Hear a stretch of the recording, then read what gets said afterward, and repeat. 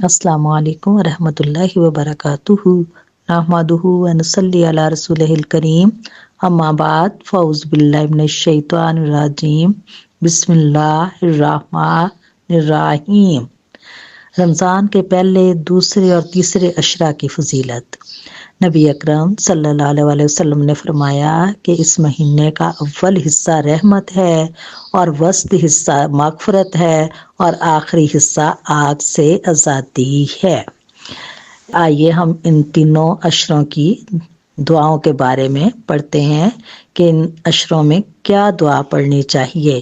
پہلا عشرہ، رب اغفر وارحم وانت خیر الراحمین، اے میرے رب مجھے بخش دے، مجھ پر رحم فرما، تو سب سے بہتر رحم فرمانے والا ہے۔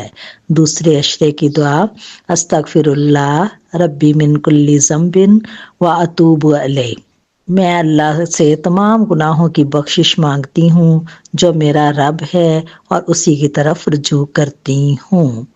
تیسرے عشرے کی دعا، اللہم انک عفو تحب العفو فاعف عنی، اے اللہ بے شک تو معاف کرنے والا ہے، معاف کرنے کو پسند کرتا ہے، بس ہمیں معاف فرما۔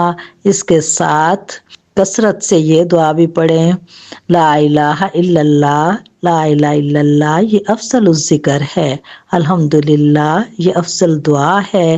اور تیسرے عشرے میں یہ بھی دعا پڑھنی چاہیے، اللہم اجرنی من النار، اے اللہ مجھے آگ کے عذاب سے بچا۔